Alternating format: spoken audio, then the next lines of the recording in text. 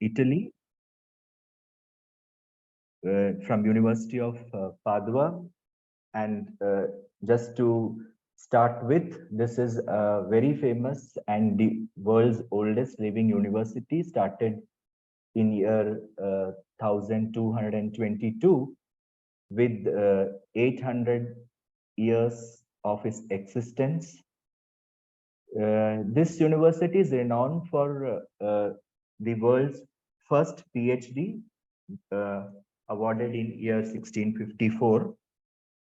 And then we have great professors like Galileo, who were the teachers of this university, and all major innovations that are done in the medicine, especially the if you talk about the surgery, it is all done in University of Padua. So indeed, I'm here a Marie Curie Fellow, and presently I'm investigating aspects of cybersecurity. So these are my research interests. So I deeply work in the domain of malware analysis and detection, threat intelligence, evaluate the robustness of machine learning and deep learning algorithms. I have great interest in smart contracts, vulnerability, and also there I work in the intersection of threat intelligence and natural language processing.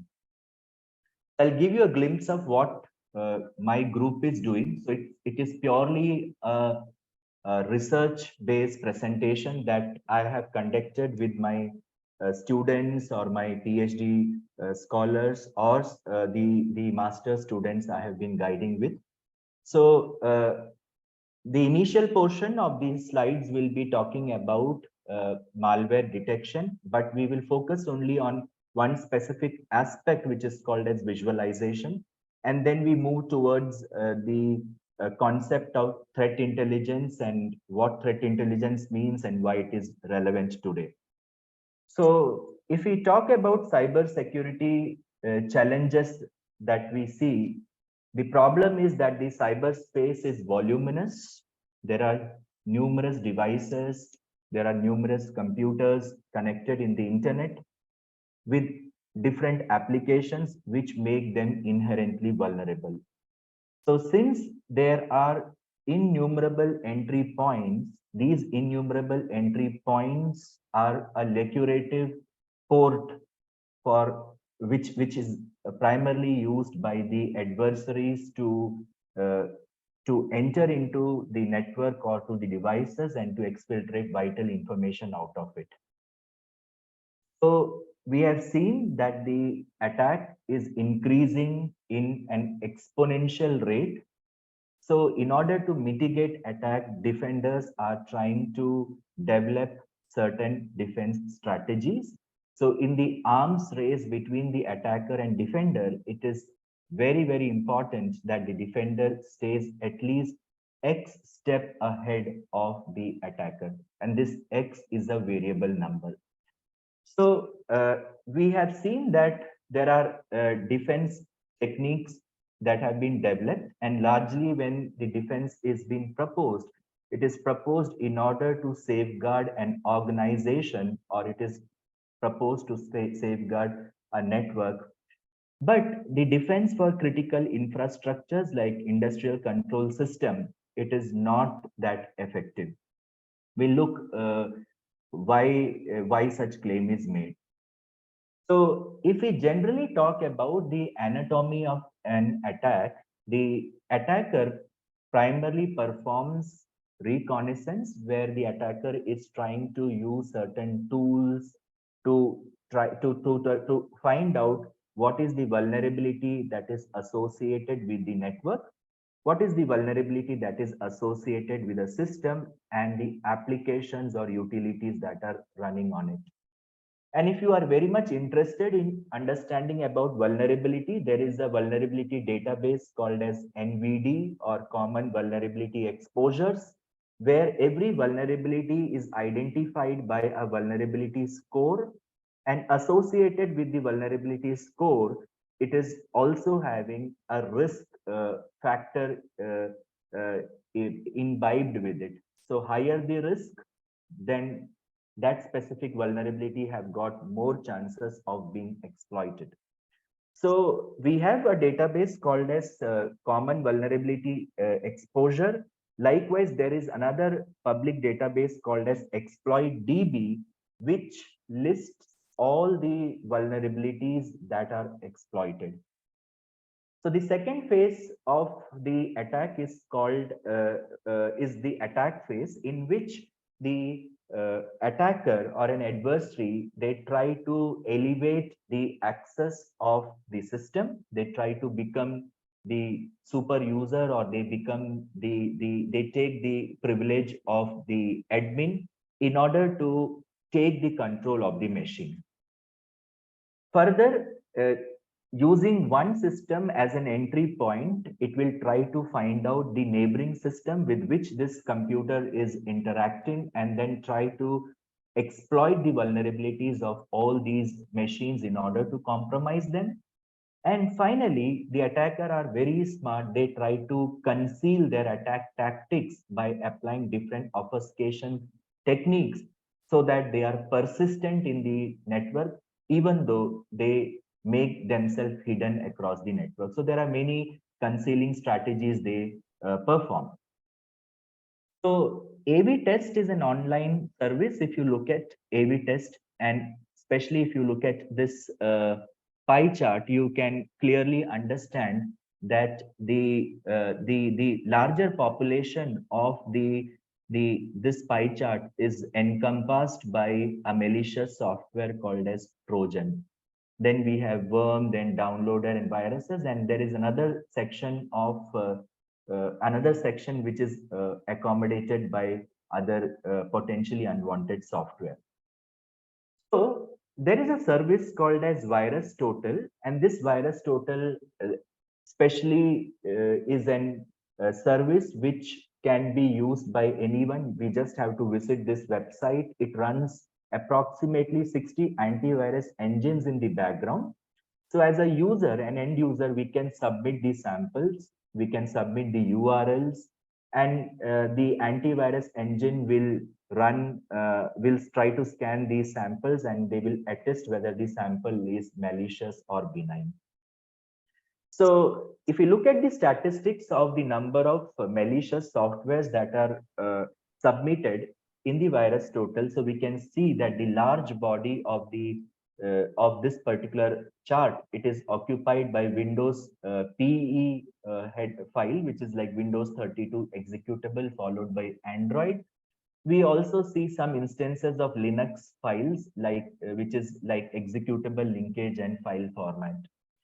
So the idea that or the conclusion that we get from this particular slide is that when some devices or some services, they become popular, then definitely it will be attracted by the attacker, because they feel that there is a large wealth that is hidden behind that particular service.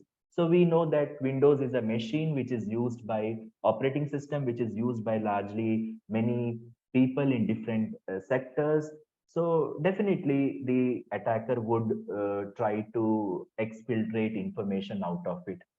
Also, we have seen that there is a tremendous increase in the users who are using Android phones, the smartphones with it, which contains Android operating system. So the attackers, they are trying to find out what are the weaknesses available with the Android operating system, as well as the applications, and they try to perform different types of attacks. For example, collusion attacks, or many types of attacks have been reported in Android. So this is a picture that I took from the PhD thesis of Fred Cohen, which talks about the computer virus structure. So the computer viruses are no more like this, but this is the fundamental idea to understand what computer viruses does. So this computer virus, actually, if you look at it, has got a main program, and this main program has got a subroutine. Okay, so what this does is it tries to call a subroutine called as infect executable. And this infect executable part of the virus tries to scan across the system in order to collect different executables in the machine. So let's say that it is trying to scan across Windows 32 folder of our operating system in order to collect different executables. And in this process, when it gets a random executable, it checks for a special string, which is like 1, 2, 3, 4, 5, 6, 7. So which means that for every executable it fetches out of the system, it is trying to look at the executable for a specific string, which is called as infection marker. And if this string is present in that executable, virus understands that that specific executable is already infected. It is not going to reinfect it again. So it's a continuous loop. So it says that if that particular infection marker is present, so again it will loop so that it fetches another random executable. And in the process, it will find out an executable which does not contain this infection marker. So in that case, it will prepend the malicious payload onto the file. So after doing this, the virus will wait for the trigger. So the trigger could be, let's say, the virus will try to infect maybe on a specific day of a week, or maybe virus will check the number of processes that are running in the machine. So if the system is like idle, it will try to execute something like that. So it's a very, very high level perspective of a general computer virus. So this is the whole idea of the virus. So then we have the antivirus evolution. So if you look at the antivirus evolution, the first anti-malware system were basically the signature based. So in the signature based antiviruses, what we have is like we have a signature database or a signature repository that is maintained. And whenever a malware enters a machine, what happens is from the malware, some byte patterns or strings are extracted, and this string is matched against the signature repository. And if there is a perfect match, the virus is caught. That means it is kept for quarantine, or it is completely removed of the system. So the problem with signature based repository is that as the malware evolves, the number of signatures that have to be maintained also increases. For example, if there is one malware, then there will be one signature. If there is 10 malware, there will be 10 signature. If there is 1 lakh malware, definitely there will be 1 lakh signature. So the size of the signature repository will try to increase. A time will come that the signature repository explodes and it could not be maintained.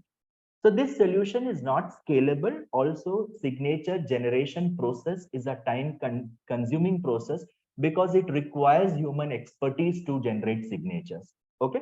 So then we can actually somehow propose some solutions wherein the signatures can be minimized by looking at the family of the signature or generating family signature, which means that if let's say 10 malware, they exhibit identical behavior, they can be like identified by 1 or 2 signatures. So I also have done some work previously during my PhD, wherein we generated the family signatures using bioinformatics algorithms like multiple sequence alignment.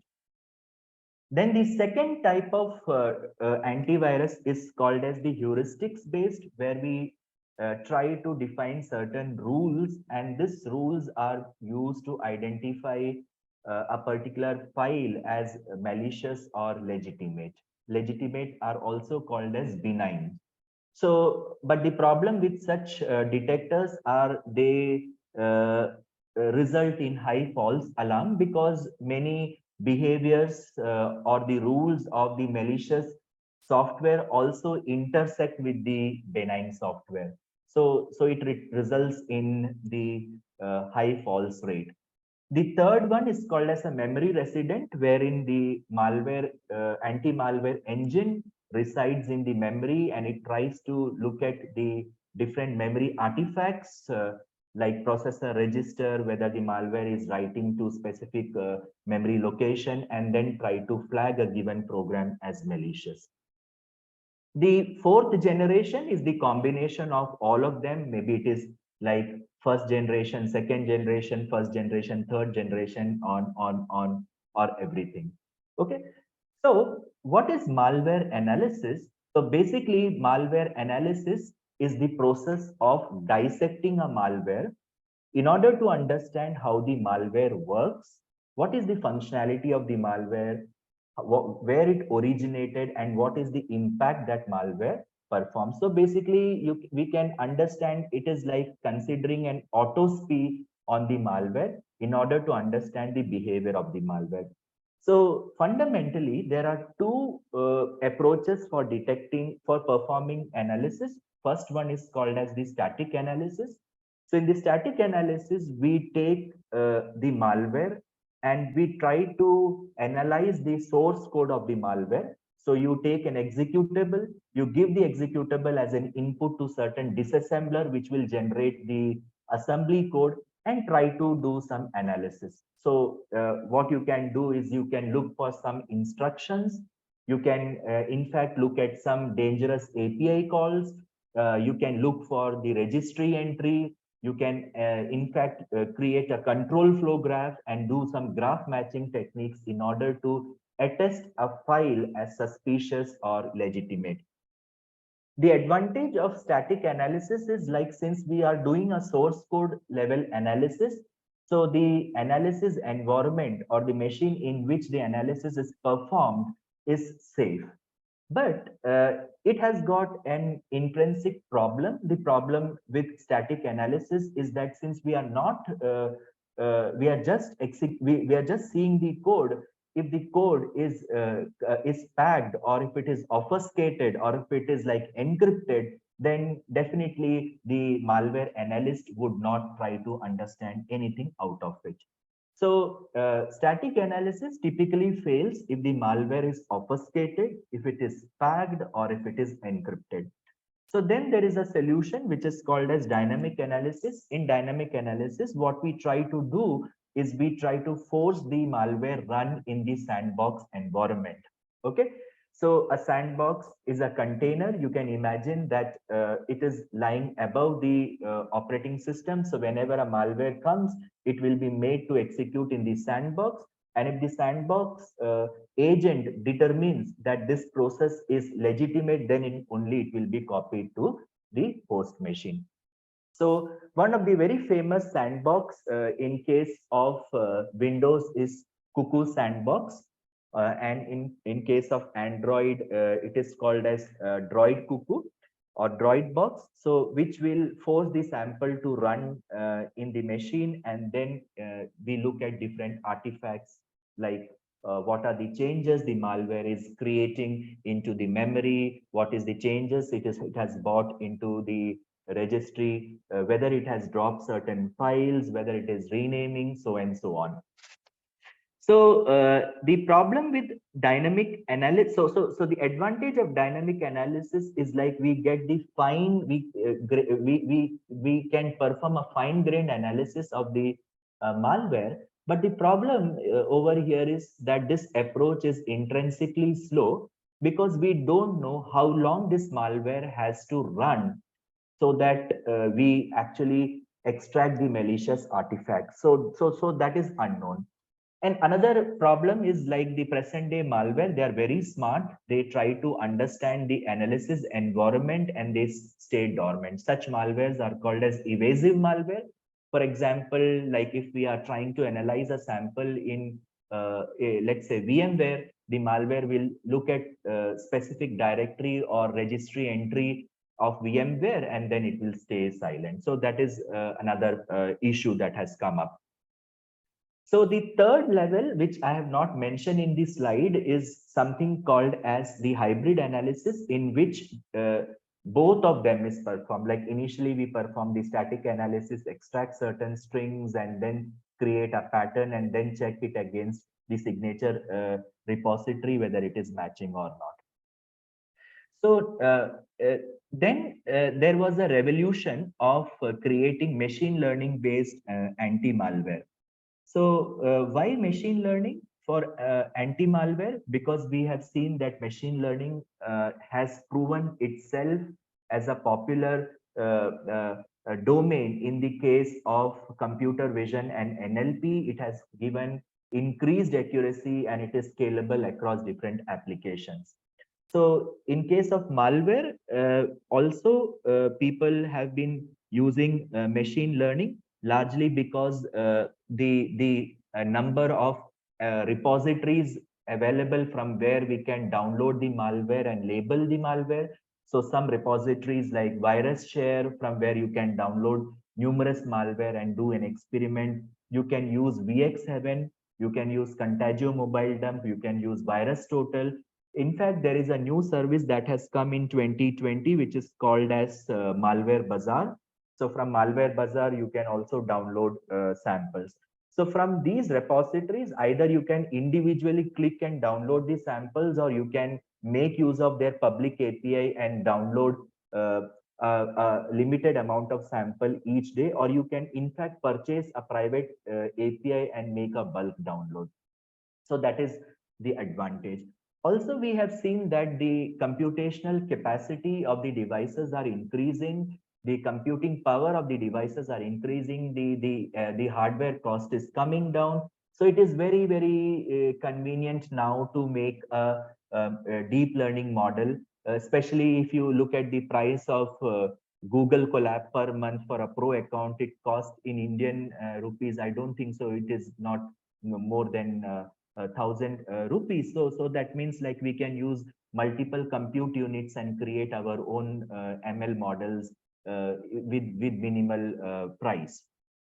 So the problem that is available with these machine learning algorithms are the machine learning algorithms will give uh, an appreciable or reasonable performance if and only if we extract relevant attributes out of the malware or benign samples.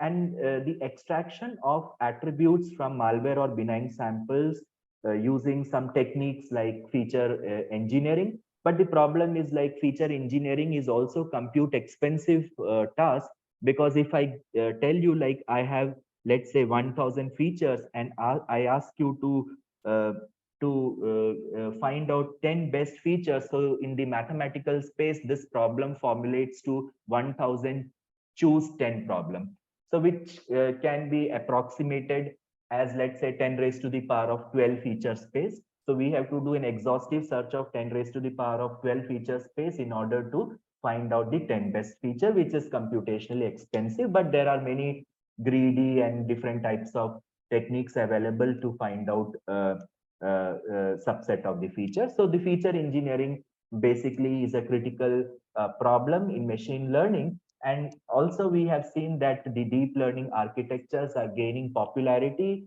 and now people have to just use the deep learning algorithm, give some inputs, forget about the feature engineering. The deep learning algorithms will themselves try to find out the relevant features, and then the end user enjoys the output, which is either malware or benign.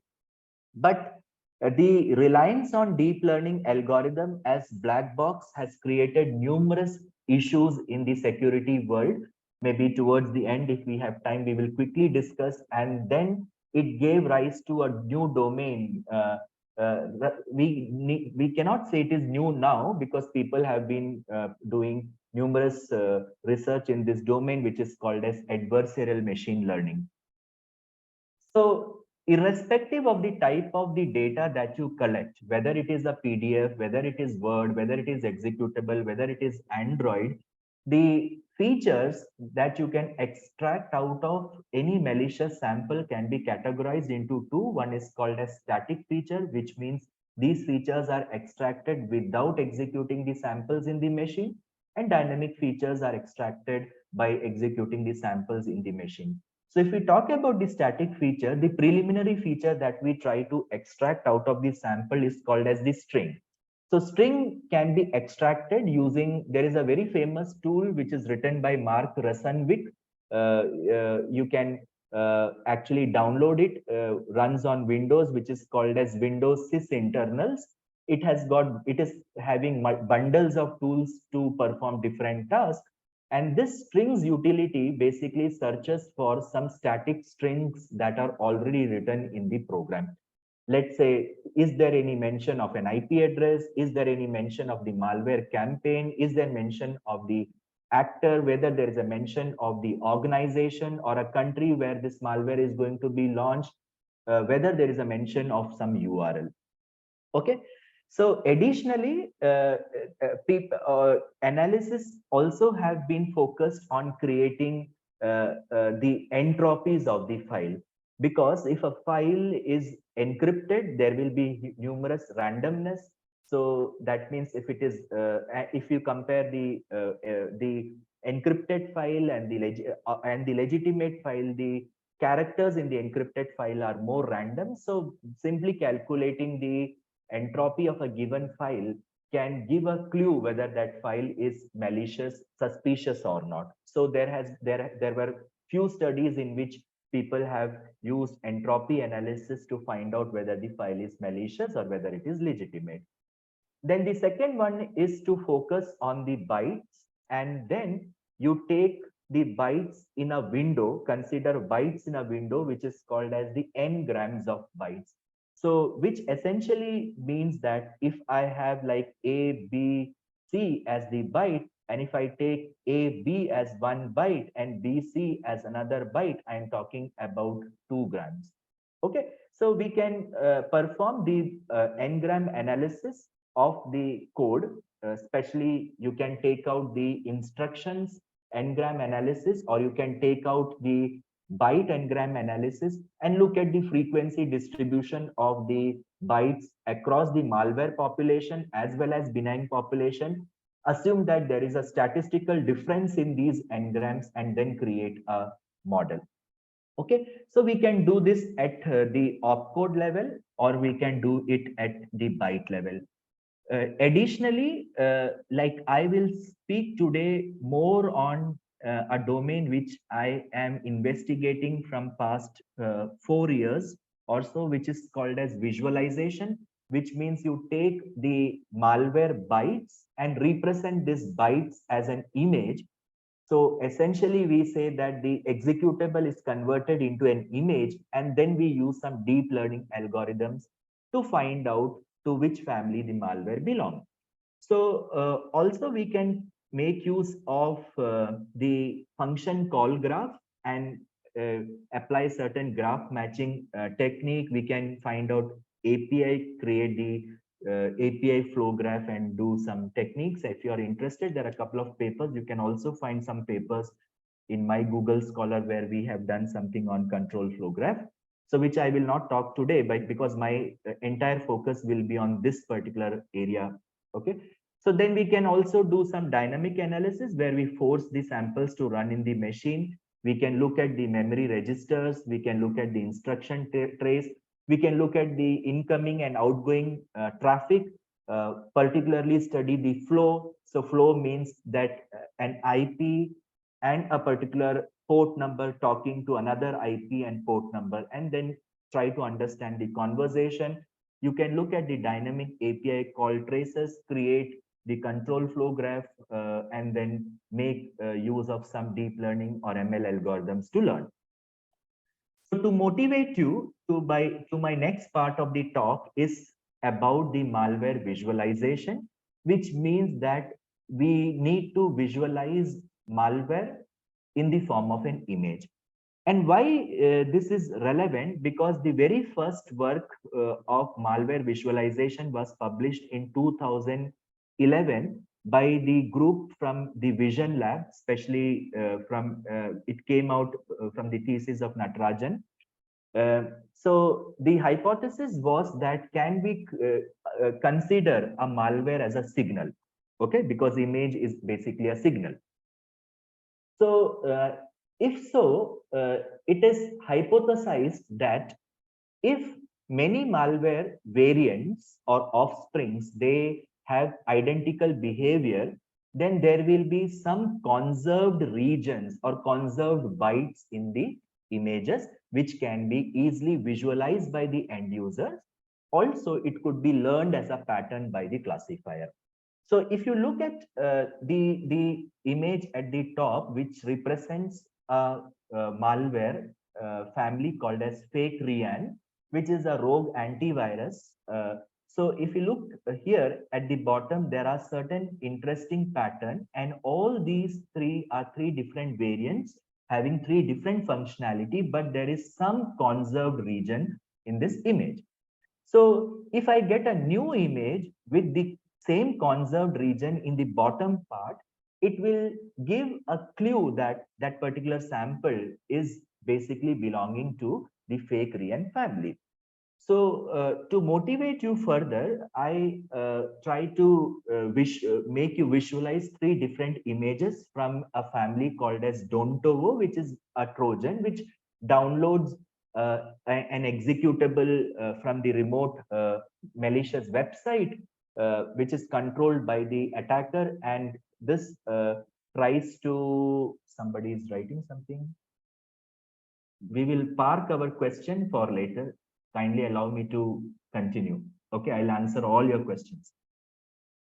So then we will visualize them as an image, and you can look at each of the image that the image size is different, which means that as the malware evolves, they try to add more functionality and they try to bring some structural difference in the code.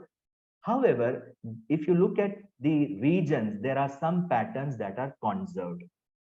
So this gives a very important idea that the variants of the malware family inherit some code from their parent. Okay, and that is why all variants are said to belong to a specific family.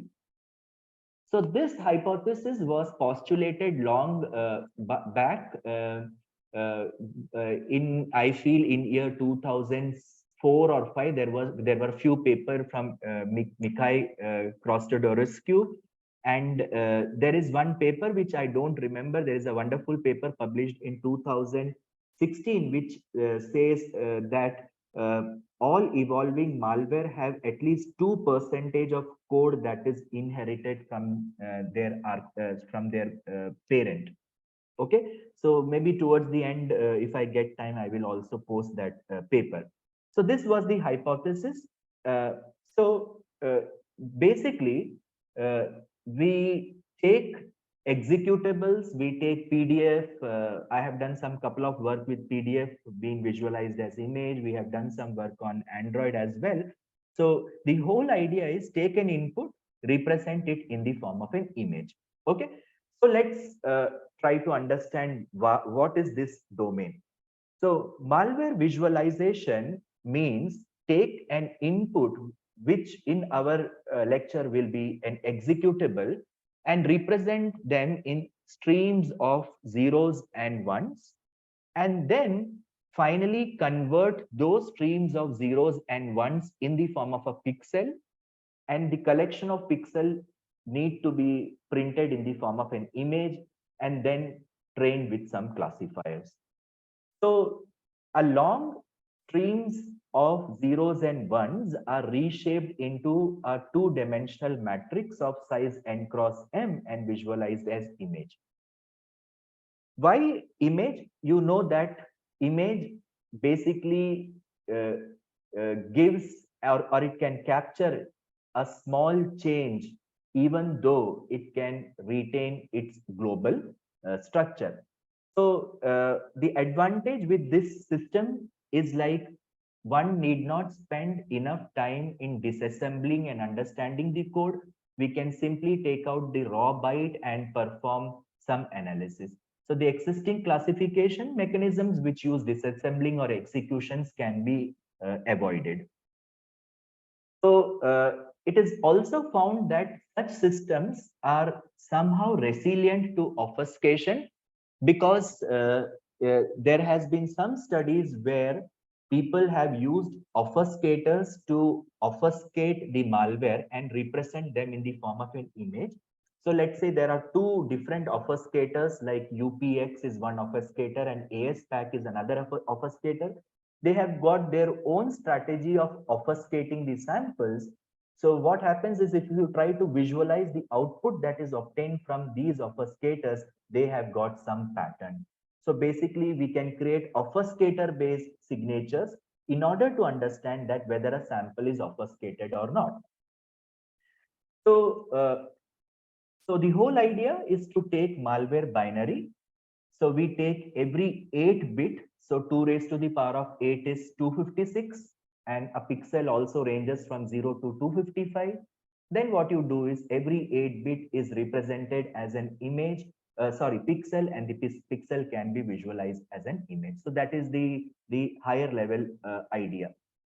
So in our lab, what we did is, like, if people are saying that the images uh, are constant, or there are certain section in the image of a family that is constant, it means that there are certain bytes that are conserved.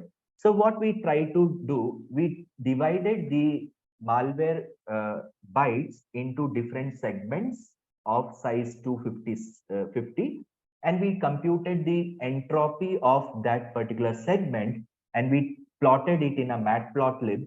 So if you look at the three different variants of the Switzer malware family, which is supposed to be one of the complicated malware, you can look here that there are certain patterns in the initial region of these three variants identical. Also, there is some pattern over here which is identical, even though their length and their height might vary. That is not of very interest now. So what is interesting at this point is to observe that there are patterns which are similar. And if you look at another family of malware, which is called as Eluron, it has got a distinct pattern. Okay. And the patterns of Win32 Switzer is very, very different from the Eluron. Okay. Which can be taught to a classifier in order to basically identify a new malware either belonging to Switzer or to the Eluron family. So, given a malware executable, we first take the executable and pass it through a hex edit tool like IDA Pro, okay, which is a recursive sweep disassembler, and we get some output like this, let's say. So the first part is the byte and the remaining part is the hex code. Then we read this hex code, convert it into the pixel, and we visualize them in the form of a grayscale. Additionally, what we can do is, like, we can use some color maps, some standard color maps, okay, and then find out the information from the color map and represent it in the form of a pixel. So what does that mean? So I assume that I have taken a hex code and I have converted that hex code in one-dimensional array of pixels, which you can see over here. So then there is a standard color map, okay, a grayscale map. So we consider every two cells, and the first cell will index the row, the second cell will index the column. At the intersection, there will be some pixel value written in the color map, and that is plotted as one of the point in the image. Then we read the subsequent two positions. The first one indexes the row, the second one indexes the column, and then at the intersection we find out a value which is between 0 to 255. We plot it as a pixel. So this eventually gives us an image which is called as a grayscale image. On the contrary, if there has been studies where people are using different types of inputs. So, for example, in malware visualization, researchers have already explored on the RGB, whether RGB is better than like the grayscale. So for RGB, what we try to do, we will use three different color maps, one pertaining to the blue plane, another pertaining to the green, another for the red, and we do the same thing. We take the first one as the row and the second one as the column, and we get 3 pixels and then visualize them as the RGB image. So one important thing to understand is that like if we take any two instruction, basically the instruction I1 and I2, they have some relationship. So like if I2 appears before I1, the relationship is basically lost. So in order to capture some form of the semantics or context, to extract context out of the malware file, people also have investigated on preparing some Markov based image. So to find out the first order Markov. So which means to say that if there is pixel byte BI and byte BJ, so there is a relationship between byte BJ and BI, which means that we are trying to understand how many number of times BI will precede BJ, like that. So we take the hex code. So this is extracted from IDA Pro. So we will look at how many number of times consecutive bytes occur together, and we try to create a transition probability matrix out of them. And these transition probability matrix can be then later on visualized as an image. So something like this, you take the matrix, then let's say this is what we get, and then we visualize them in the form of a Markov image. So then we can perform some analysis, deep analysis. For example, we can extract textures out of the image, because the textures are representing the spatial arrangement of the intensities of the pixel, and it will tell whether there are certain patterns that are repeated within the byte image. So there are numerous approaches. So we can use some technique like Gabor filter. So a Gabor filter basically is like, in a very higher level perspective, it is a combination of the sinusoidal wave as well as the Gaussian function. So the advantage of this using Gabor filter is like it will try to extract both the spatial as well as the frequency characteristics. It has got intrinsic property of identifying certain textures which are localized. It is used preliminary for edge detection. So we can use different factors out of this Gabor filter. So we can create a bank of Gabor filter by changing different parameters like the wavelength and the frequency, and then extract different features out of the image. So on the higher level perspective, if we use a Gabor filter, we say that we are creating a band pass filter, which will allow a specific frequency of signal to be extracted, and remaining can be removed. So don't get intimidated with this mathematical equation, but the parameter for the Gabor filter is like the kernel, the deviation of the Gaussian curve, the angle, the wavelength, and all these. So when you change these things, so you can create different filter bank and pass each these filter bank through our image to extract different forms of the malware features. Essentially, how do we create a classifier or an antivirus? In this case, we take an executable, extract the hex image, then we create the image out of it. We use Gabor filter. So in this diagram, we have 3 filters, which means we are using 3 different parameters. So for a single image, we get 3 different image, and then we can make use of some deep learning or machine learning algorithm to create a model, and then again do the same thing for the test set, and then we try to find out the performance. So what are the different types of techniques that can be further explored? One of the technique is called as the local binary pattern. So the local binary pattern, what it tries to do is it applies the thresholding across an image, across a pixel.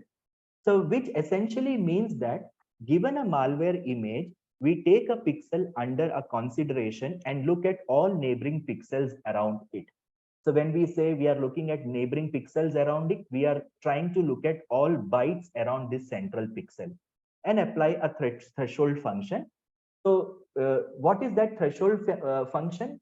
We say that if we take a center pixel and if the value of the neighboring pixels are greater than threshold, then we set a value 1. On the contrary, if the value of the center of the neighbors are lesser than the center pixel, on those regions, we will set a value 0. So essentially doing this, we get a grid which consists of size, let's say 3 cross 3, where we get a value like ones and 0. And then we convert these values into a decimal, which is the representation of a single central pixel. So having said this, if we have an image of size, let's say 3 cross 3, whose pixel representations are shown over here, and if 90 is the central pixel, so we can see that all locations which are encircled have a value greater than 90, which essentially means that these locations will have value 1 in the binary grid and all other value will be equals to 0. And then this 90 can be represented by a single value, assuming like when we read either clockwise or anti-clockwise, it converts to value like 141. So we are basically extracting a new type of features out of the given image. So there can be different parameters at this point of time. What you can do is like you consider a central pixel and then you look for either one neighbor or two neighbor and you extract a separate feature out.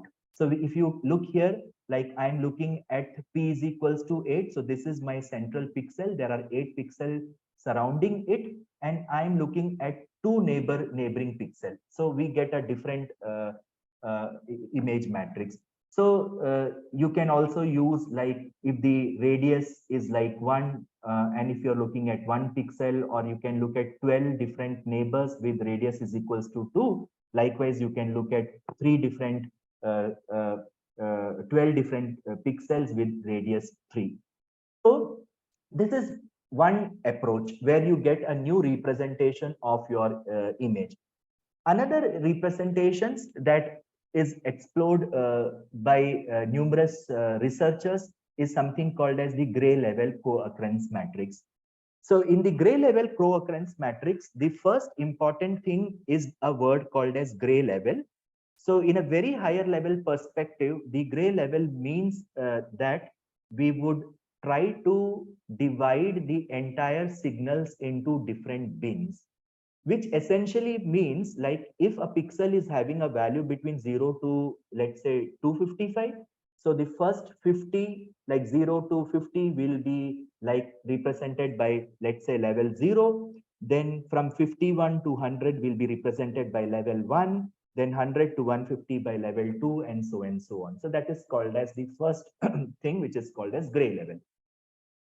The second thing is like looking at the distance. So that means if I consider one pixel, then how many neighboring pixels I would look at. So that is called as distance. Whether I will look at one pixel further from a pixel under consideration, whether I look for 2 pixels and so on. And then in which direction I will look, which is called as the orientation. So this gray level co-occurrence matrix largely contains 3 different parameters. One is called as the gray level, then the distance, and then the relationship. So for motivating all of us, like on the left hand side, I have taken an image of let's say of size 5 cross 5, which of a malware which is converted into a gray level. So you can see there is gray level 0, gray level 1, gray level 2, and gray level 3, which means that the pixel at this location might be containing a value which is between 0 to 50. Let's assume like this. The second pixel might be containing a value which is between 51 to 100, and so on. Okay. Then we create a matrix which tries to capture the context, which means that what is the number of times the gray level pixel 0 and gray level pixel 0 comes together. So this represents 0, 0. What is the number of appearance where the gray level pixel 0 and the gray level pixel 1 occur together? So we will maintain an information like this. And from this information, what we try to do is we will try to extract the gray level features. So let's move further. So we take this as an input gray level of a malware file. Then what we try to do is that at different orientations, we try to create the co-occurrence matrix. So I will just give you an example of 1 or 2 pixels. For example, 0, 0 means I'm only interested to find out the occurrence of 0, 0 at 0 degree. So which means I'm looking, if you look at this, so you have 0, 0 over here, okay, like right, left to right, as well as if you move from right to left, it is 0, 0. So the count is equals to 2. So you will write here 2. Essentially, if we want to find out 2, 3, so I'm looking at the core occurrence value of 2, 3 in the 0, 0. So 2, 3, if you look here, so this is 1, this is 2, this is 3, this is 4, this is 5. Okay. If we read from right to left, then this is 6, this is 7. So you have 7. So you get one information out of the given input image. Likewise, at different orientation, okay, you can find out different co-occurrence matrix. So you can see that this can be also deduced at 45 degrees. So 45 degree means that like you are looking like this. Okay, so then you have 90, then you have 35. So once you have, like for one image, 4 different representations, you can extract different statistical features out of it. So when I talk about statistical feature, you can look at the median, you can look at, let's say, the mean, you can look at the standard deviation, you can find out the contrast, you can find out the energy. So all these statistical features are primarily called as Harlick feature, and I'm just listing for your consideration a table, and these are the different features that we can extract. And if we have got some interest in malware visualization, we can go through the documentation of the scikit image, where the definition as well as the implementation of all of them have been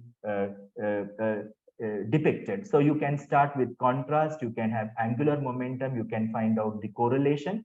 So basically, if we count 1, 2, 3, 4, 5, 6, 7, 8, which means that every image is now represented by 8 columns.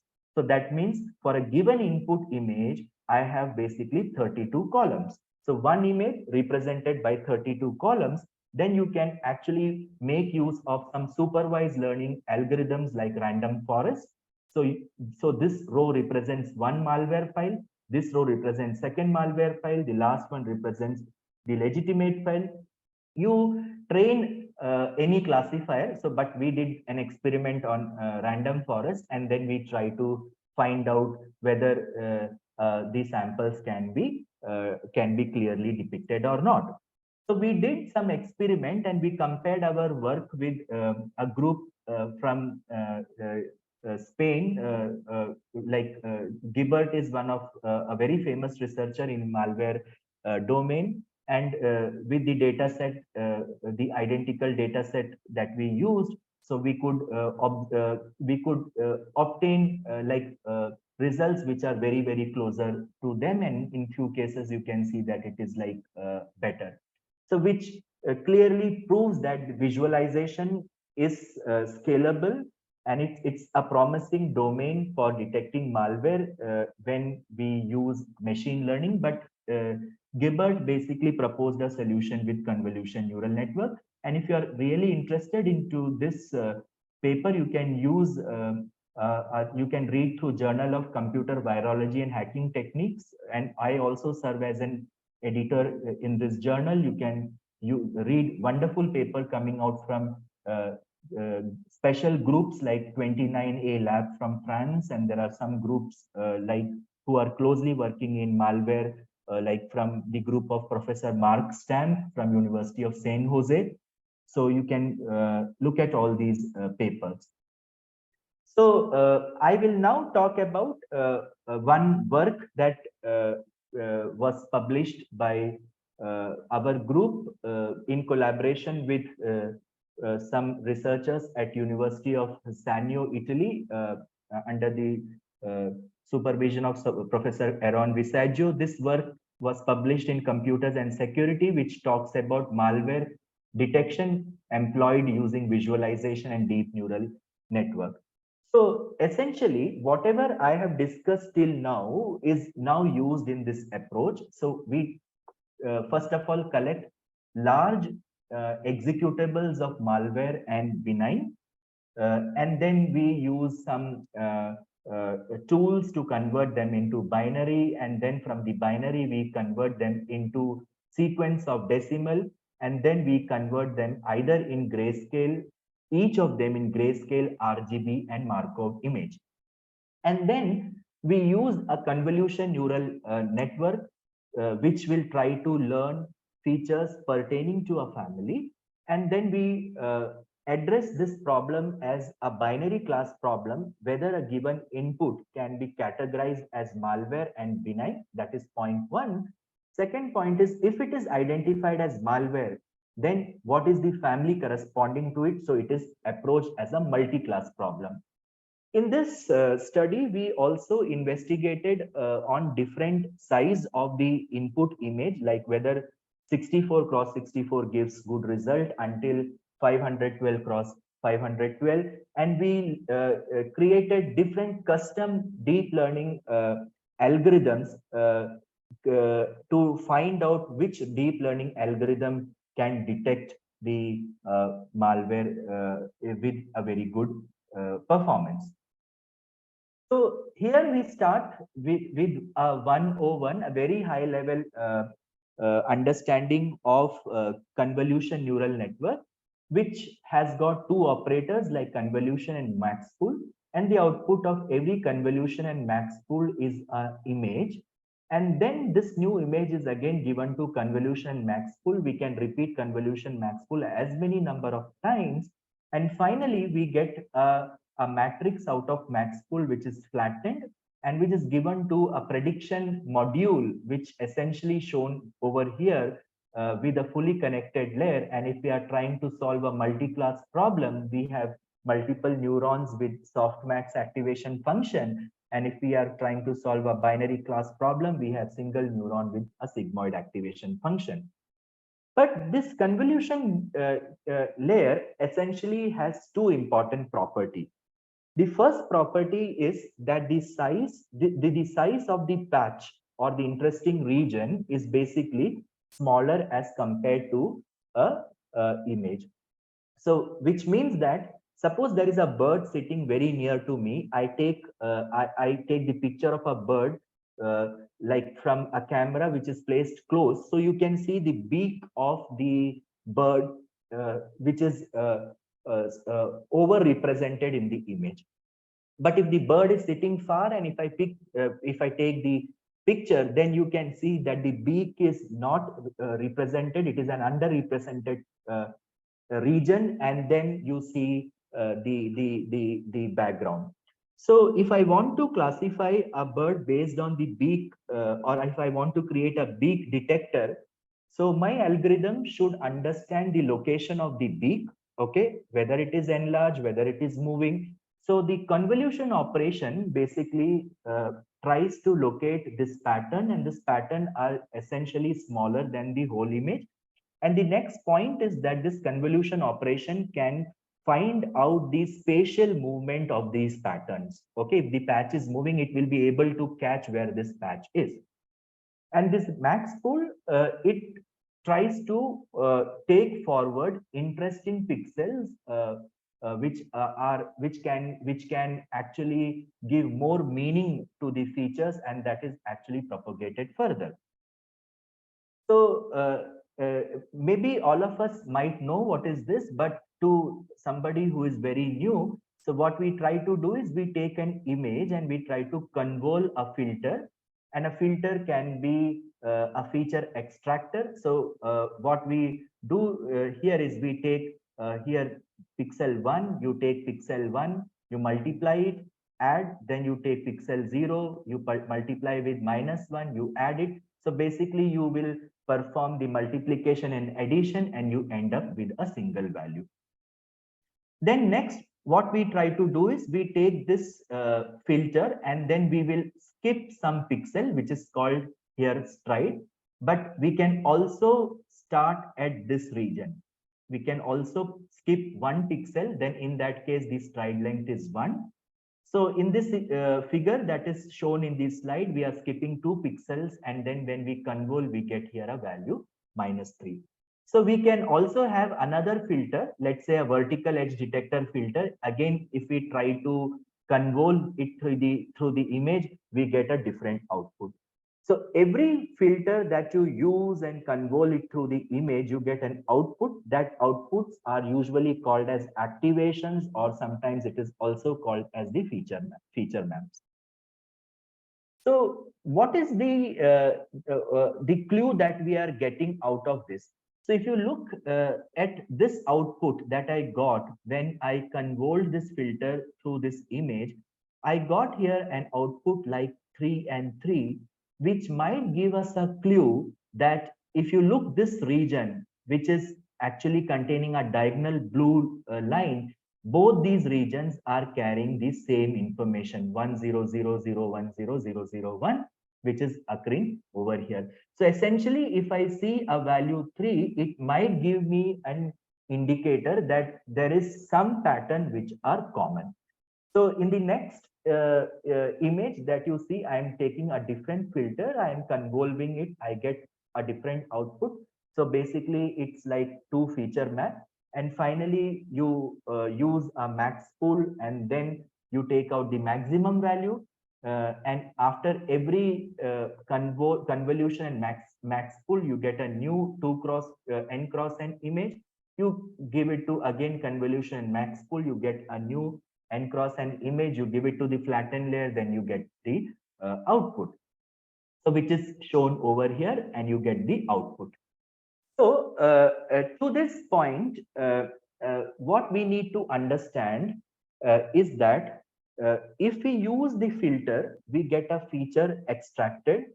So essentially, we means that as we go deeper into the network, in the convolution neural network, the initial layer will extract low-level features, but as we move towards the depth or towards the end, these low-level features are fused and they form the shape. So for example, if you look at my image, if it is given to a CNN, in the initial level, it will try to identify the contour of my face or the contour of the eye, the edges of the nose, and so on and so on. And towards the end, these arcs, they will combine and they will form the shape. So it gives us one idea that as we go deeper into the network, we get very, very good features and the performance of the classifier should improve. So that is in theory. So in theory, we mean that as the number of layer increases, if the number of layers are less, the error is less. So as we increase the number of layers, the error should decrease. So that is what is in theory.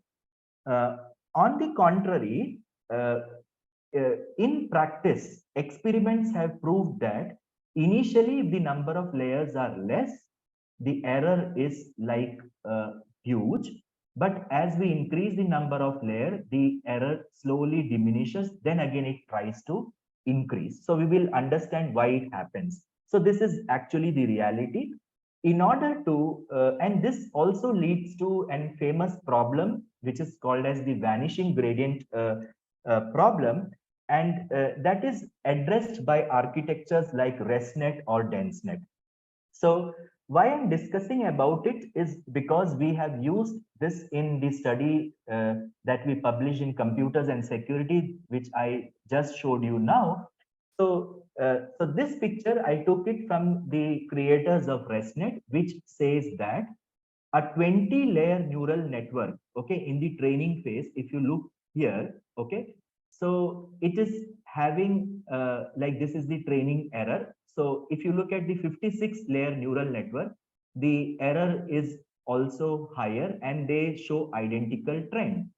The same is also existing in the case of test. So our assumption is that as we increase the number of layer, the prediction should be more. So that means the test error should decrease, but it is not happening.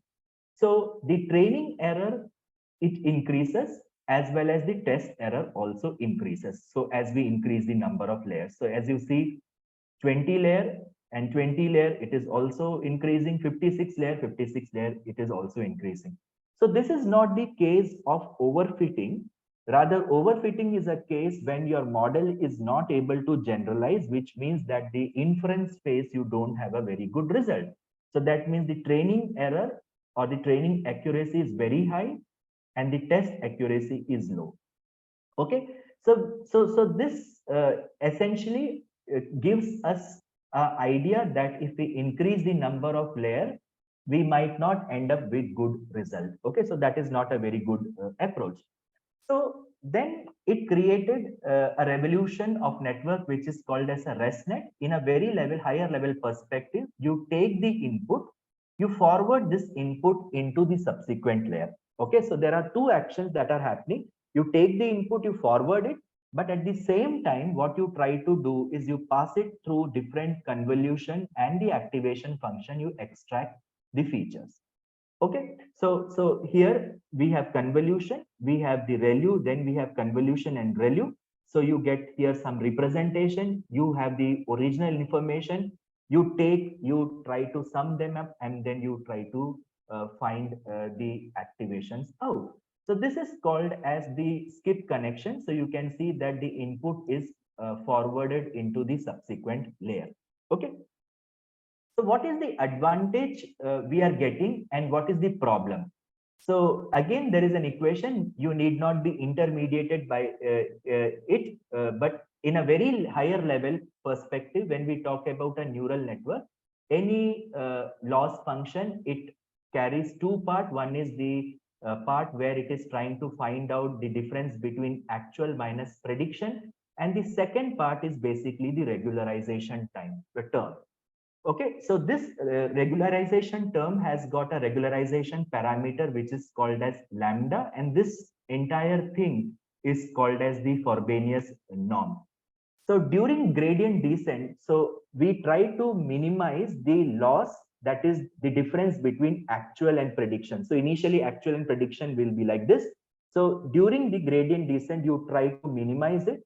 And when you try to minimize, you are trying to change the parameters of your neural network, which is basically the weights of weights as well as the bias.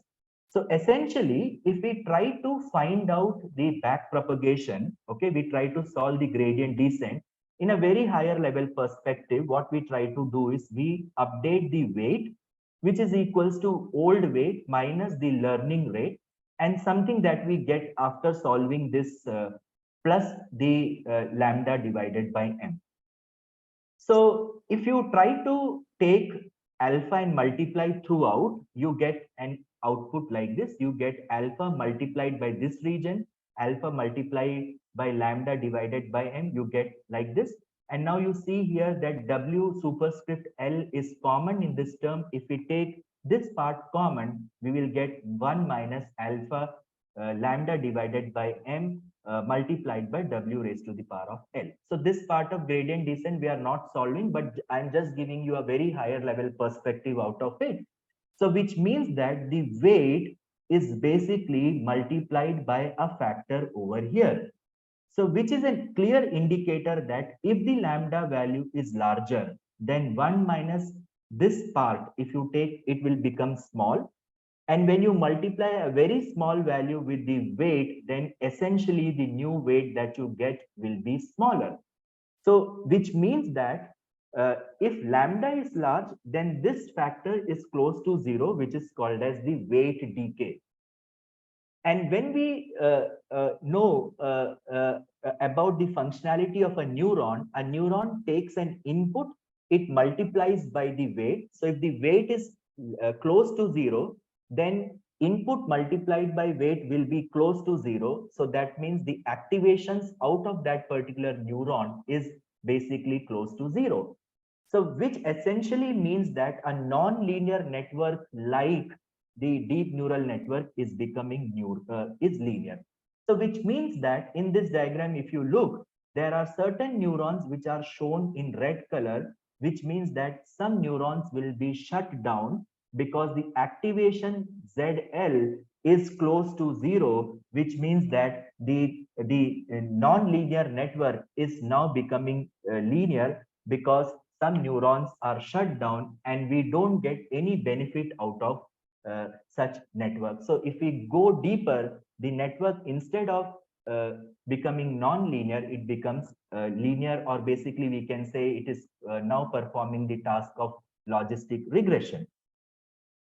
So if the weight is close to zero, what ResNet does is like the input is forwarded here. So even if this link is weak, so that means in the back propagation, the path for the gradient is unavailable, but we have some information that is forwarded here. Okay. On the contrary, so if we have the value of weight that is not equals to zero, then this region extracts certain features. Also, your input is added. So both of them will be combined and some new interesting patterns can be observed. So the CNN path over here adds additional information along the input with the skip connection.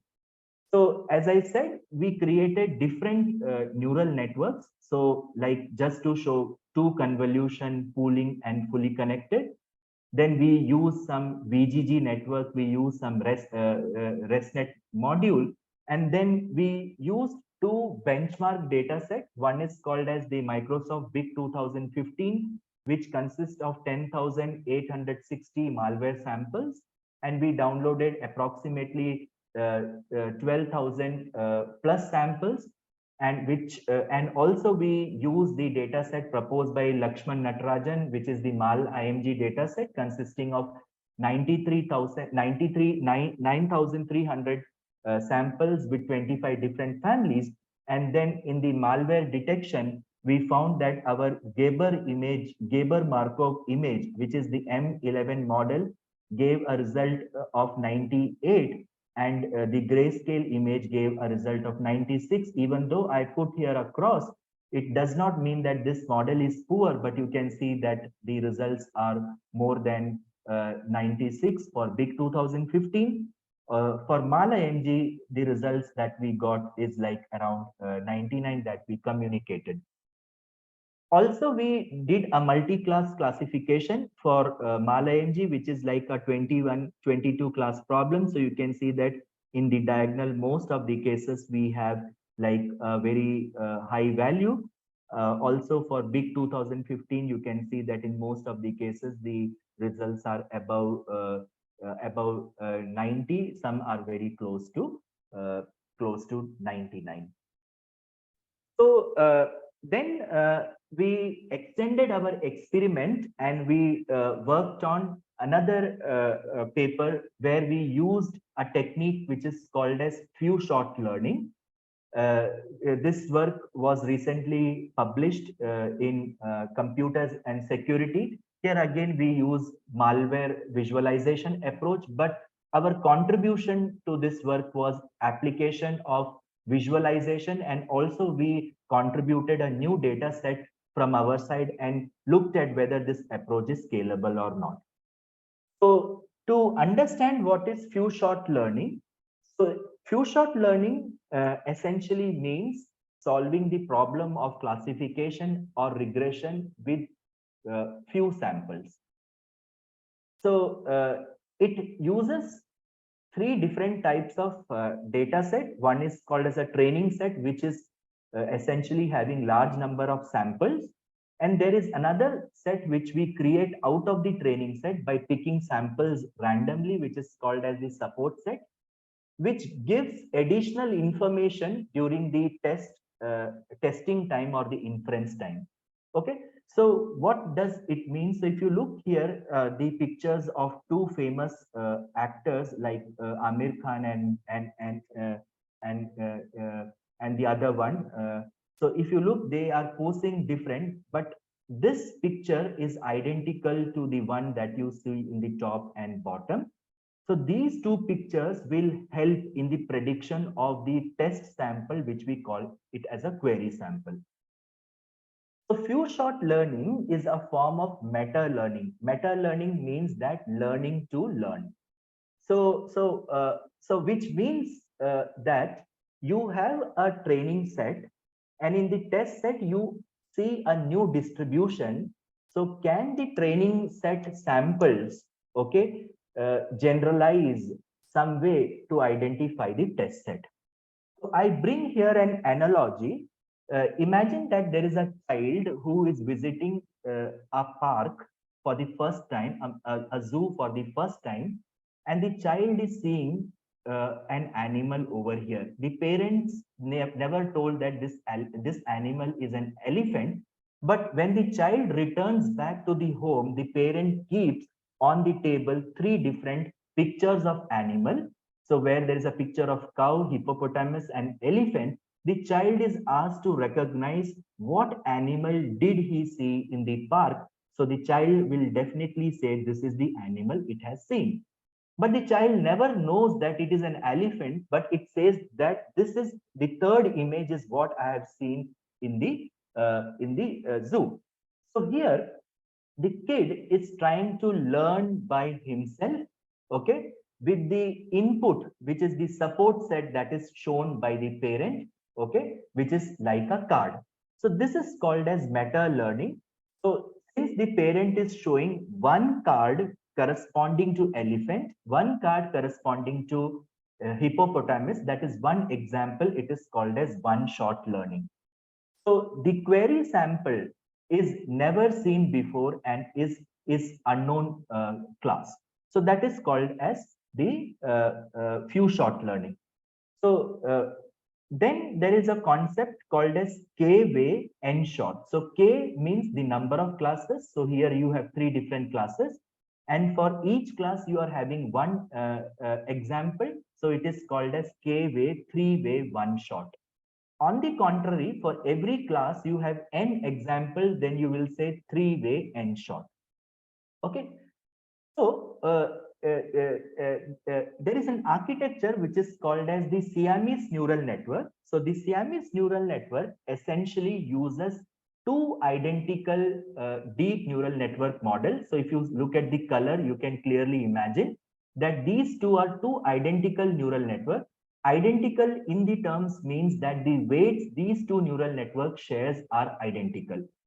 So given the input, we are trying to learn the embeddings out of this particular neural network. So if you have two different input given, two different embeddings will be learned. So let us say a vector of size 128. And then if we try to find out the difference between these two linear embedding, okay, if both the inputs are similar, the difference between the embedding will be less. If both the inputs are different, let's say one is cow, one is hippopotamus, then the embeddings will be different. So the difference will be different. So that is the basic idea behind the Siamese neural network.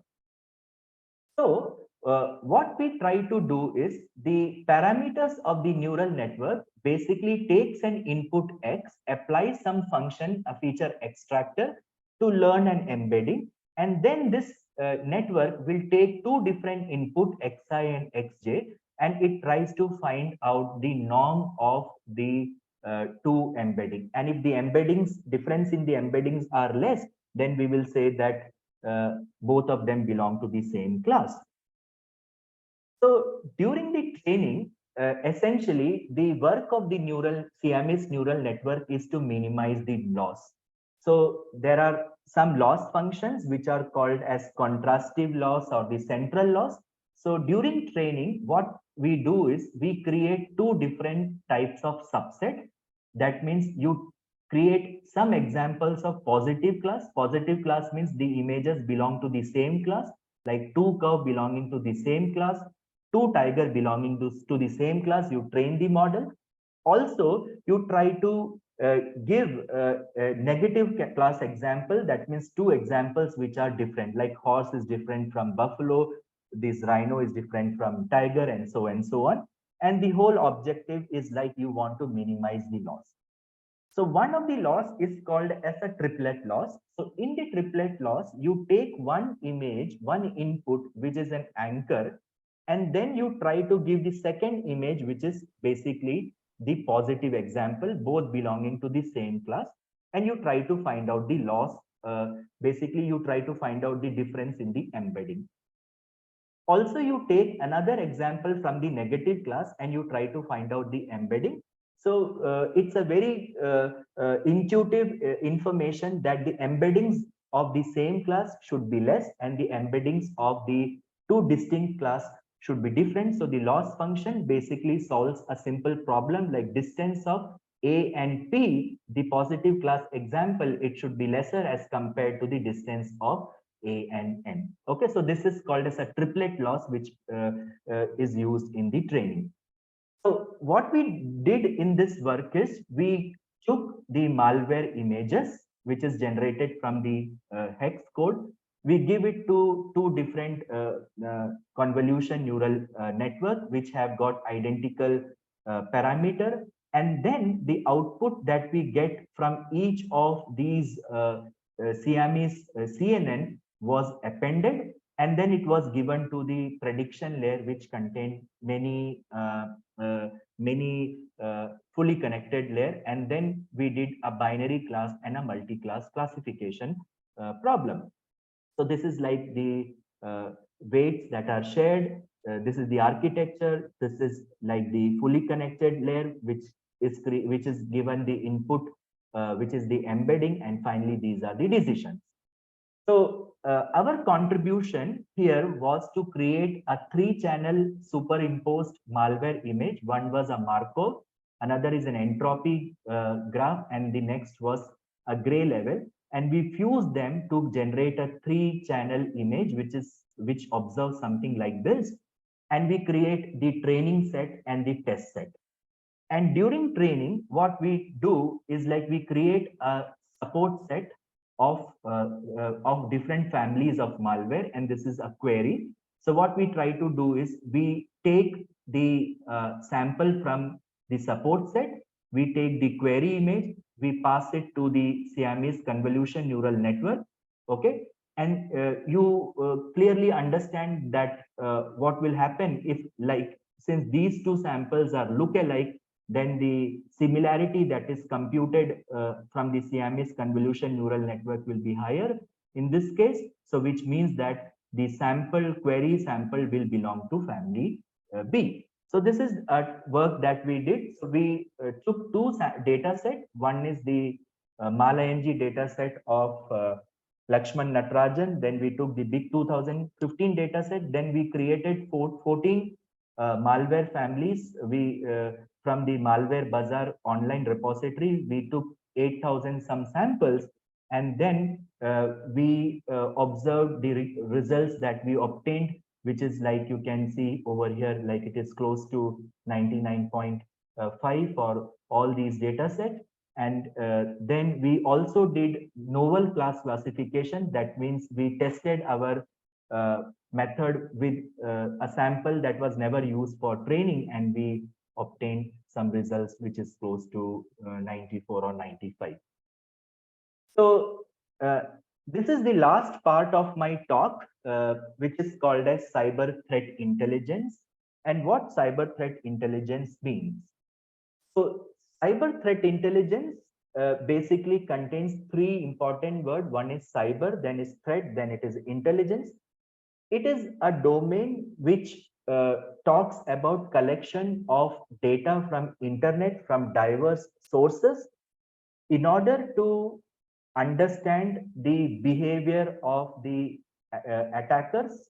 Okay, what is the motive of the attacker, what is the target, what is their attack behavior. So that is called as cyber threat intelligence, we take textual documents, try to understand the attacker motive. Essentially, what cyber threat intelligence means, it's a domain from where we try to, our emphasis is trying to extract attacker behavior in order to prepare an organization to revive from the ongoing attack, or to prepare themselves for the future attack, or if the attack is going on, how to mitigate it. Essentially, we say when we create a threat intelligence platform, our whole motive is to create an actionable intelligence. So an intelligence that could be put into action to identify what is the tactics, what is the techniques that the attacker use, what are the different procedures adopted by the attackers.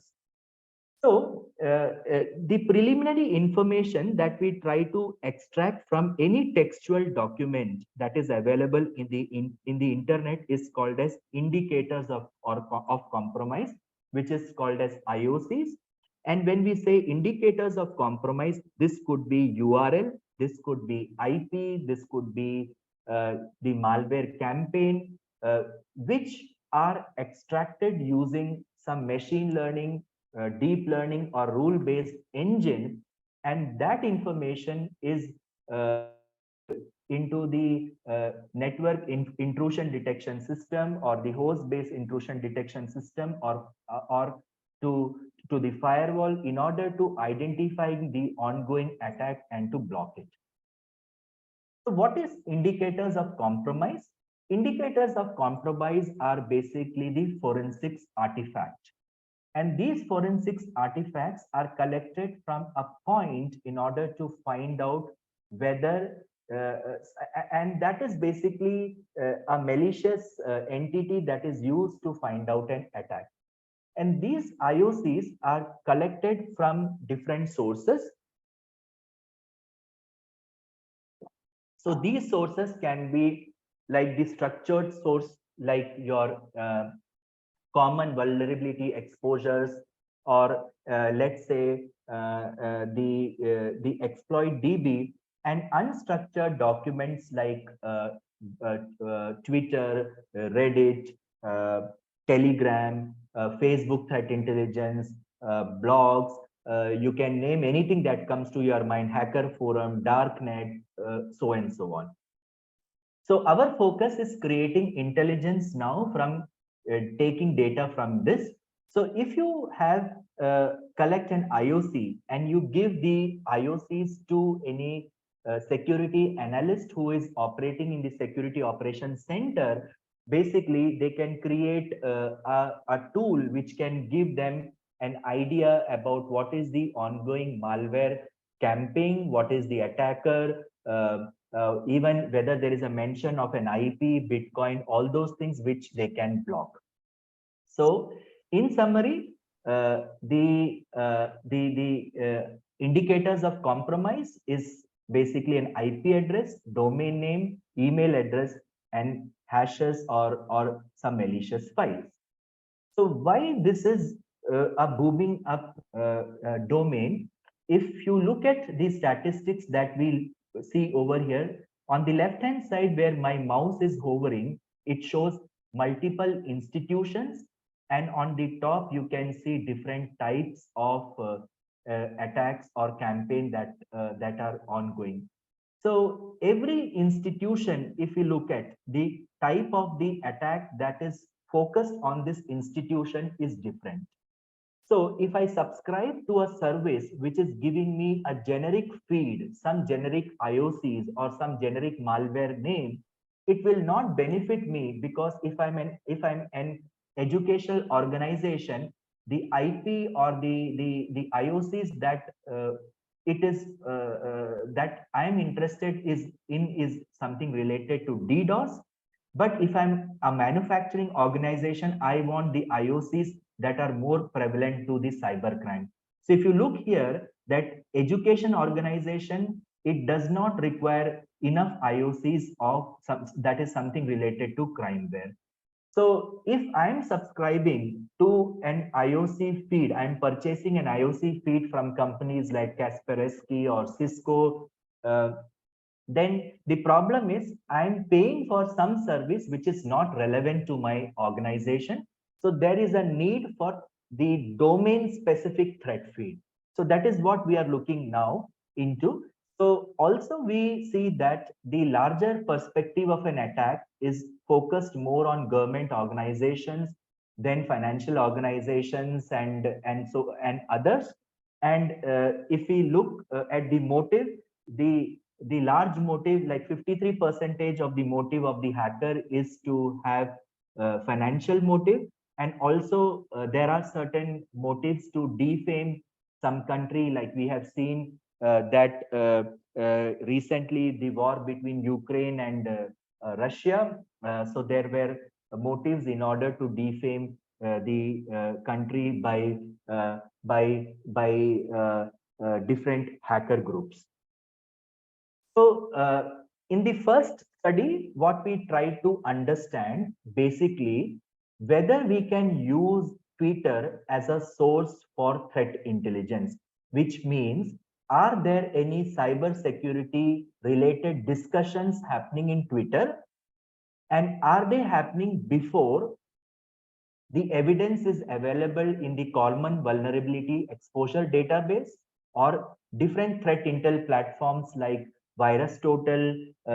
Then you have other threat intel platform like Alien Vault, URL host, something like this.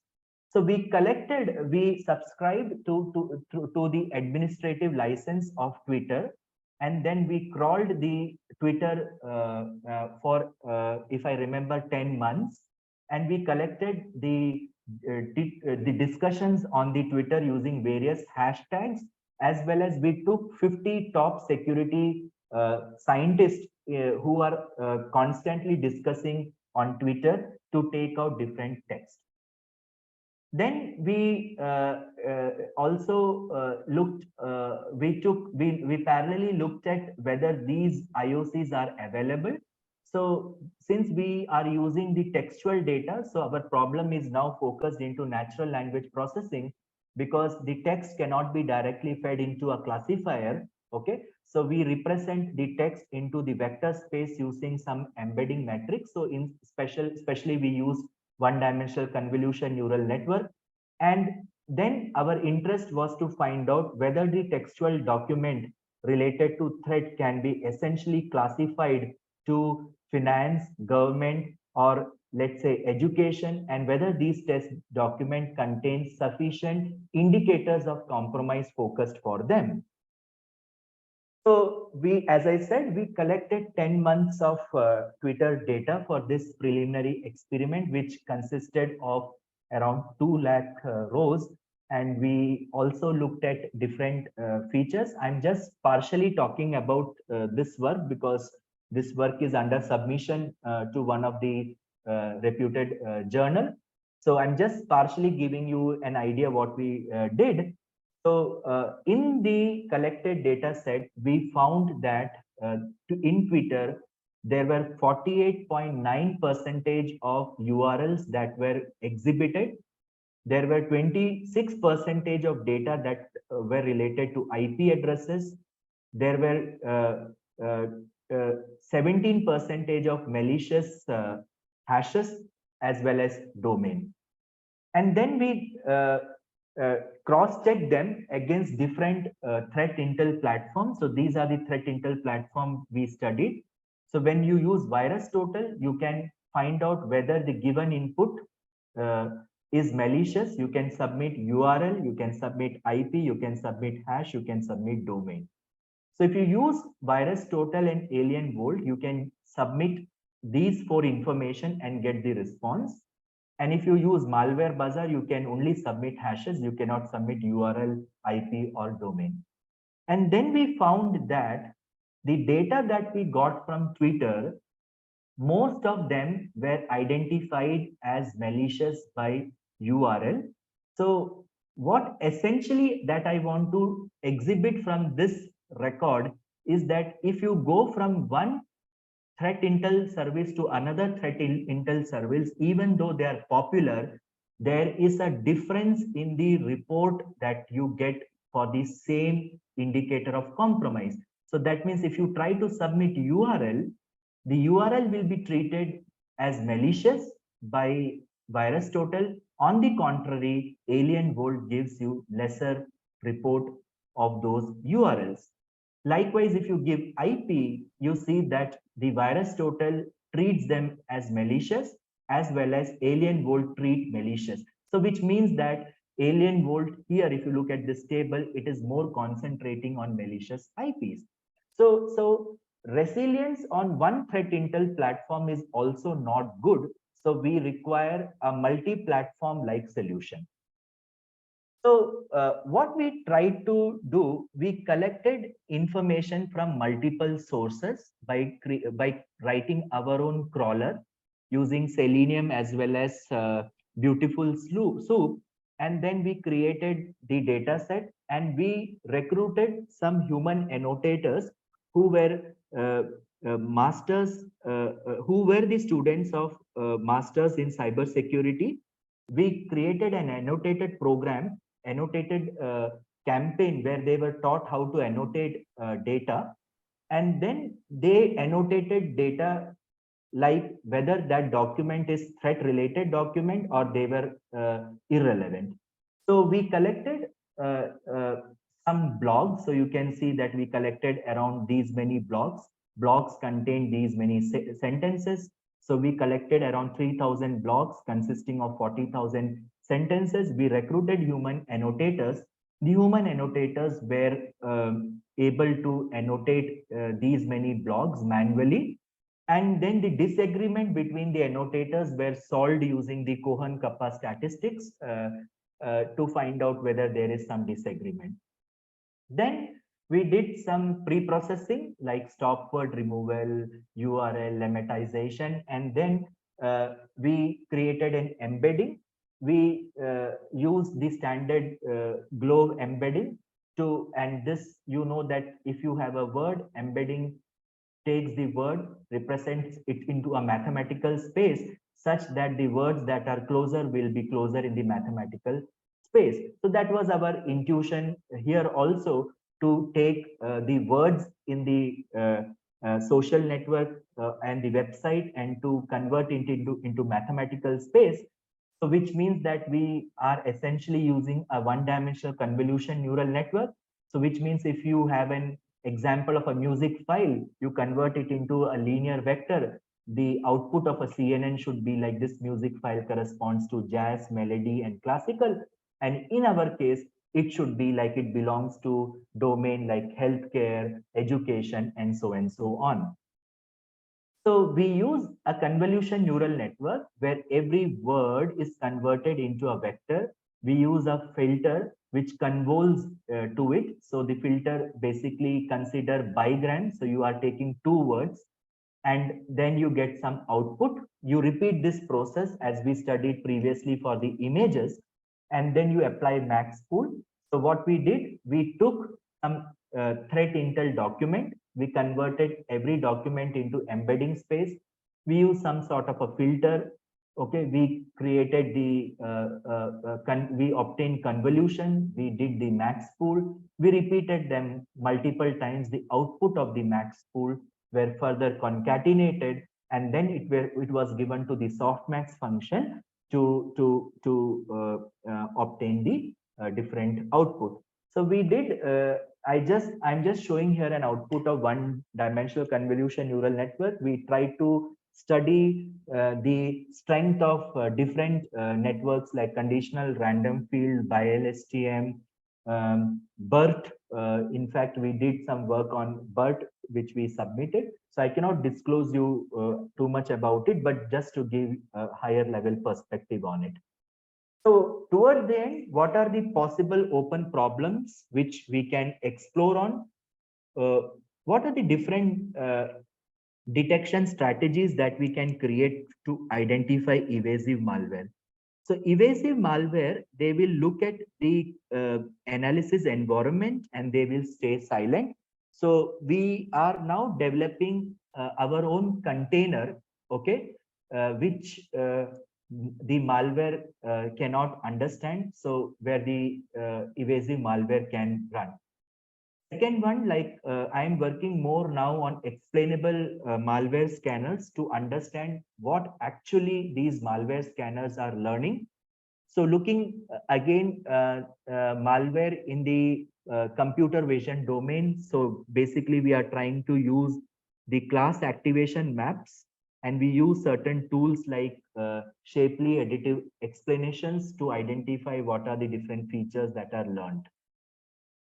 So the third problem is creating a robust anti-malware. So we have done some couple of work where we use generative adversarial network to fool the malware classifier. Especially there is a paper along with the tool. If you are interested, it is an open tool called as Gangman. You can download it. It's available in GitHub with the video. You can experiment to find out whether your malware classifier, especially we did an experiment on Android to find out whether the classifier are robust. Can we create sustainable anti-malware, which is the same thing? And finally, using the online forums to identify zero-day attacks uh, and to look further into these textual documents, because these textual documents are unstructured. So now we are trying to learn relationship between the words. For example, like whether the verb comes before noun, because that is more meaningful. So if it is so, can we try to find out tactics, technique, and procedure corresponding to the textual document? So with this, I end my lecture. Thanks for your patient listening. I would be very, very happy to answer to some questions in this domain. And thanks for the opportunity. So if there are questions, I would be very happy to take the questions.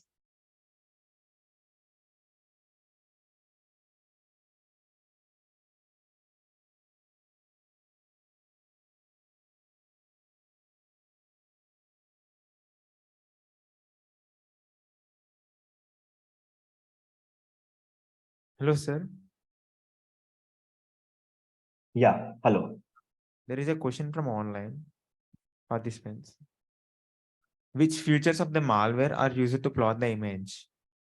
I think so. Like this question is already answered. If you remember, like this question came in between, and the question was like I prompted that user, but I think I've given the answer. It comes from Anina. The answer is like you can use different features. Okay, so one is like you can use grayscale, you can use RGB.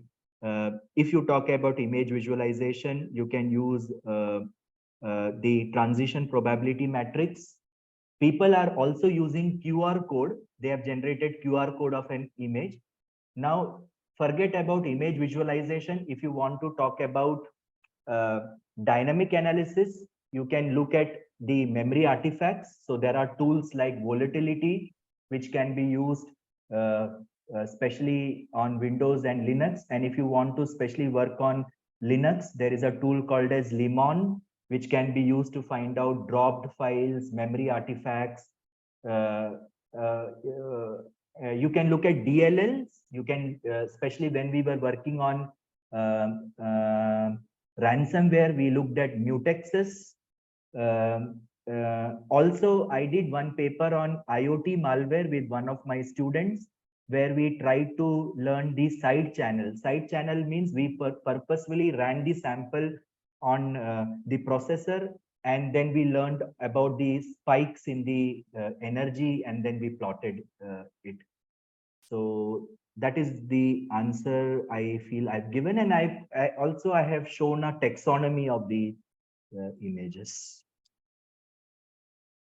If you want further, I can still talk about it.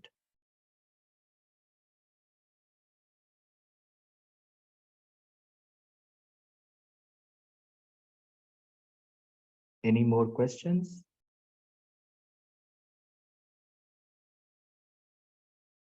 Good evening, sir. Good evening. Sir, It would be nice to also know you, your organization, your name. It would be really nice. so my name is M. Jaswant. I'm from the IIIT Kottayam itself. Okay. My question is in visualization of malware detection, you have used ResNet architecture, right? So what could be the challenges or like any improvements if we use the liquid time constant brain inspired neural network?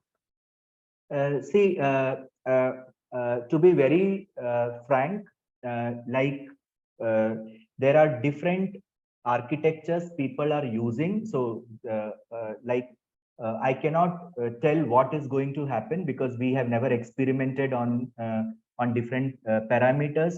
But I can tell you, like the domain of malware analysis for improving the classification result using different deep neural or machine learning architecture is crowded space. So if we try to, let's say, explore a unit on a malware detection, or if you want to change some parameters of some classifier and you do an experiment, I don't think so. Like people now are experimenting because it's a crowded space. Showing a result, initial result as 99 and we show a result of 99.5 is not appreciated now in the malware domain. So frankly speaking, answering to your question, like what is the effect of X parameter on some classifier, or what is the result of some model M, I cannot answer it now because I have not explored all those things. And I have no interest in exploring it now because it's a very crowded space and it is not appreciable in the domain of malware analysis. What is very interesting now is, can we create a malware by ourselves which can kill the existing classifiers? Okay, so thinking in the domain of adversarial machine learning, point one. Point two, if you can create such malware, are they functionally preserving malware? Can you still run that malware? It does not mean that you create a malware with adding some pixels. You say that you drop the accuracy of the malware by detector by 30%. It is not a research now. The image that you create, can you still make an executable out of it? Will it crash? Will it run? That is what is important. So to answer, I don't have a fair answer for your question, like if I do this, because I have not explored that, because I'm not exploring also, that is of no interest to me now, because from 2020 2021, I don't think so there is enough paper coming where people are using multiple classifiers and showing the result. It is not attracting the malware researchers community. Okay, so what I can suggest and give you an answer now is like, we shouldn't look the detection aspect, rather we should try to uh, stress test the classifier. That is point one. Also, if you want to work in the detection domain, can we try to find out what actually our neurons are learning? Can we do it? Okay, can we look at some pattern? So which is like explainability. Okay, so can we create a sharp signature, or can we try to find out activation maps of an image saying that the top portion is highlighted, it is having some interesting region across the domain. So this is the only answer I can give you at this point.